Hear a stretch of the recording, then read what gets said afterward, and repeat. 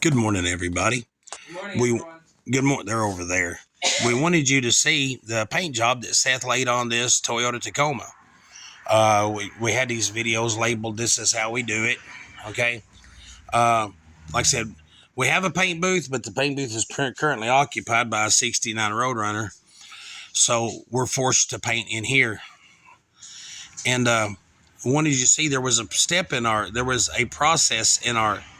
a step in our process that we didn't show you.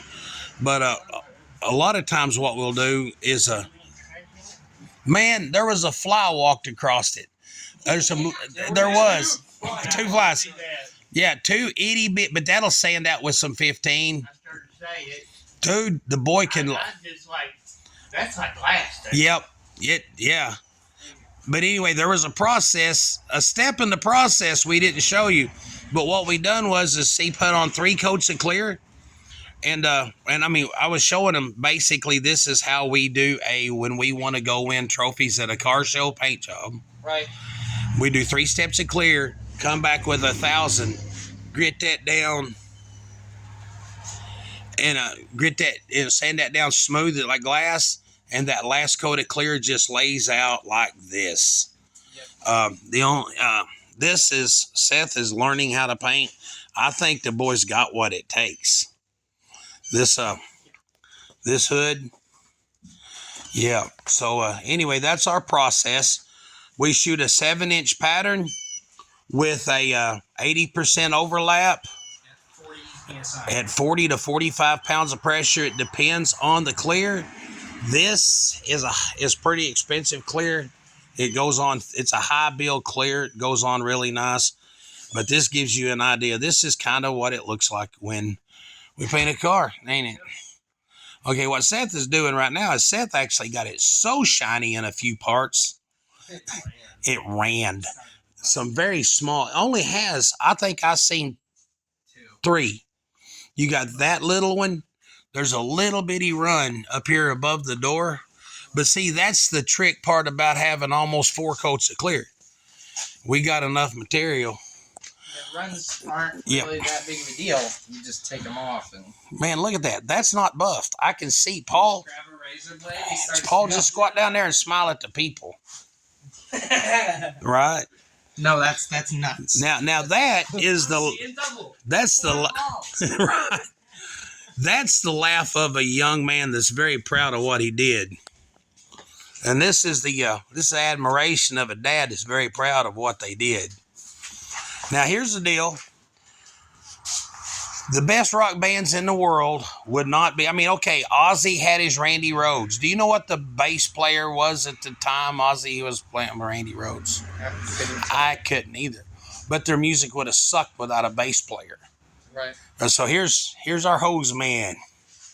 Hose man, cameraman extraordinaire. I made sure the hose didn't get in any wet clear. Now, that would have been so bad. That would have been so bad. So, yeah. That would have been bad. Anyway, we're going to cut this video short. I just wanted y'all to see when we said this is how we paint. And here's another thing I want to tell you guys. Some of you guys we have a paint booth, but I also know that I can paint in this shop. I've painted. How many? Oh my gosh, dude. I started working here for my dad in 1990. He probably started spraying before that, right? Oh, yeah. I was painting cars back in the 80s. Matter of fact, the first car I painted, I think, was the first car I painted by myself. I painted. My cousin Randy Avey was the hose guy. And we had a 1968 Barracuda Formula S notchback big block car, factory, 383 4-speed. Yeah. We took the 383 4-speed out and put a 440 automatic and just raced. But, yeah, it looked like a 16-year-old kid painted it.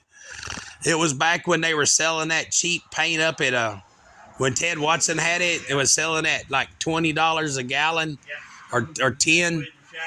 No, you couldn't make it shine. Matter of fact, the paint job was, I think it was 2 months old. Yeah. And my girlfriend sat on the trunk of the car, and I was like, get off the car. You don't sit on a car.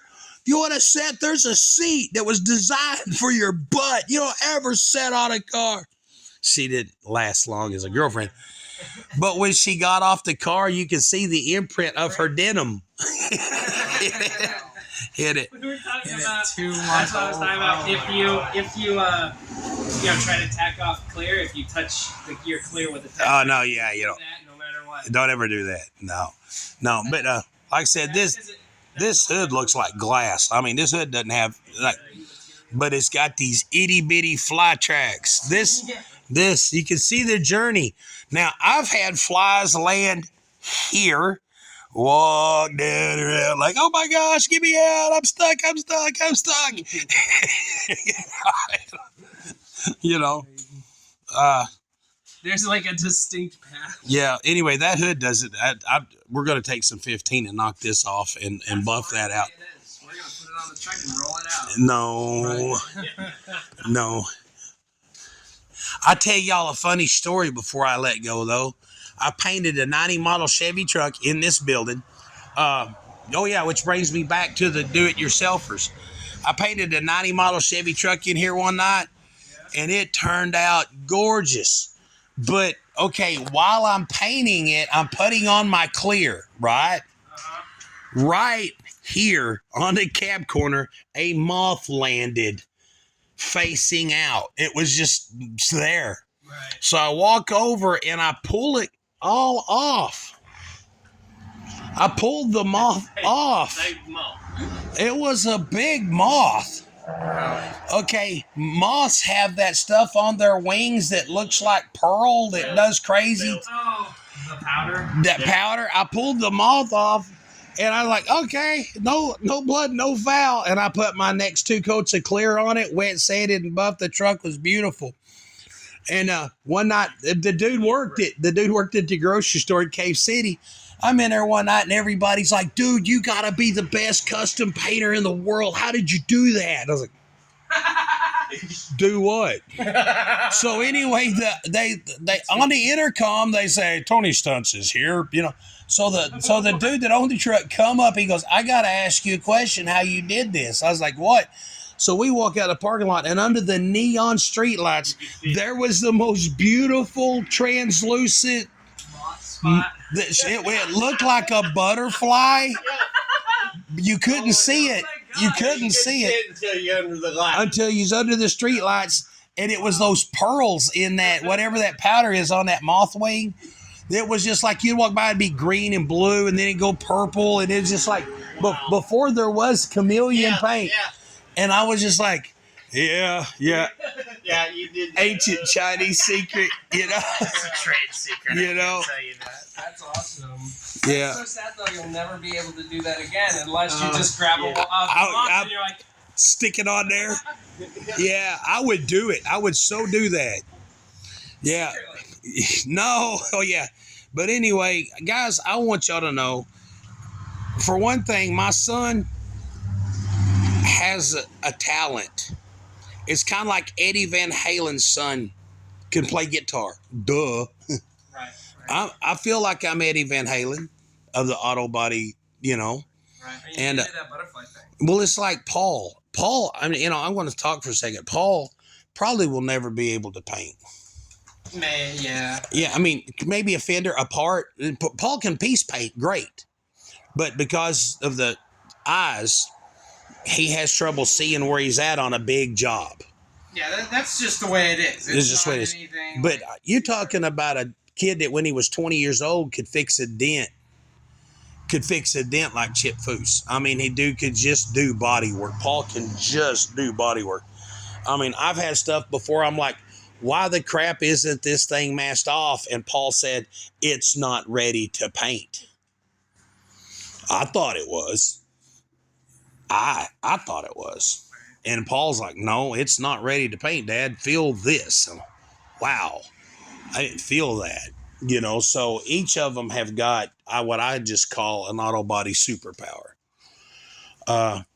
If you want to learn to do it yourself, the trick to knowing how to do it yourself is don't be afraid to try. You don't have to know what you're doing. You just have to know what you want it to look like. Right. And if you know what you want it to look like, you can go on YouTube and take a few lessons, and you can do this. Right. And like if you're doing it yourself, Psychology such as if you're doing it yourself, it doesn't have to be amazing. Because like we are getting paid to do the best job we can. If you want to do it yourself, it doesn't have to be this good. You can be proud of what you do, man. There was a dude come up here the other day in a Chevy truck. He was like, "Man, what would you charge to do my truck?" I was like, "Dude, your truck looks good." Right. You know, and I said, "Enjoy it. It's to go drive it. It looks fine." But what I'm getting at is you don't need a $25,000 paint booth to get these kind of results. Like I said, in this, we go back and look through our other videos. You can see where we can show you if you get a little bit of trash, we'll show you how to get rid of it. If you get a run, we'll show you how to get rid of it. You can keep on until you can do it yourself. And it's not that I don't want your money. We want your money, guys. Tell them we want their. We actually this week we need your money. Matter of fact, I named my daughter Charity, so if you want to give to charity, you can just come by and drop it off here. Right. But I'm telling you, if you don't have a chunk of change, you can still drive around in a nice vehicle. What was that we had the other day? How to be broke without looking cheap. Right. You know, right. Well, anyway, this is one of the deals on how we paint. And hey, leave a comment about your own paint jobs, success, failures, beginners, experience. Yeah, leave us a comment. God bless you, and thank you for joining us. And I could just keep filming this stinking truck. Too bad this isn't a 74 Plymouth Satellite Sebring Plus. I want to tell the audience something. We were talking about you don't start off good at stuff. When I did my first solo paint job at Votech, and I told them about this, but I just want to get you guys to understand the scope. The run on that in the clear went across and down. And then on the other side, it started here and went like this. Yep. So, you don't start off good at stuff. No. But you just keep working at it. Anyway, God bless you. Eat your vegetables. Read your Bible. Say your prayers. Drink plenty of water. Hey, it's October. Halloween is just around the corner. Saturday, if you're watching this Saturday, we're having our fall festival at church. We're going to have hayride and candy and games and stuff.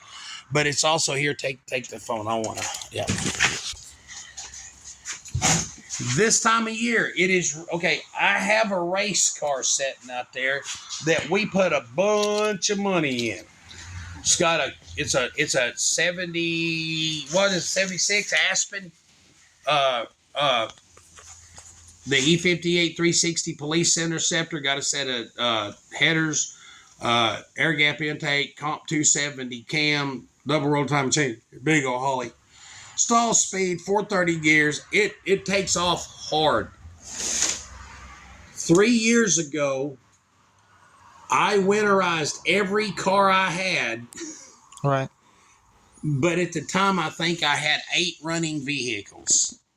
Right. So we winterized everything, and somehow the Aspen got lost in the shuffle. It didn't crack the block, but it did pop a freeze plug out. And on the small block Mopar, they got a freeze plug behind the motor mount. So now we got to pull the motor out to pop a freeze plug in it. Right. Thank God it didn't hurt the block, but it could have. I had an uncle had a 71 Pontiac Le Mans. Let you get still safe now. My uncle had a 71 Pontiac Le Mans with 400 in it. Beautiful, beautiful car. Loved it. Frozen busted the block. I mean, so this time of year, be sure. Okay, and now there's that joke about summer air and winter air is a joke, but as it cools off, your tires will, like my wife's car tells you on the dash what they are. Man, I'm sorry. I can't stop shaking. Hold on. That's. Okay. But check the air in your tires. Check your antifreeze. You can go to O'Reilly's or Bumper to Bumper. Go to your local parts store and get an antifreeze checker. Check the antifreeze in your automobile. It doesn't hurt just to add a little bit more. I personally always buy concentrate because I don't want to pay $5 a gallon for water. Right. But check your antifreeze, check your air in your tire. Just winterize your vehicle.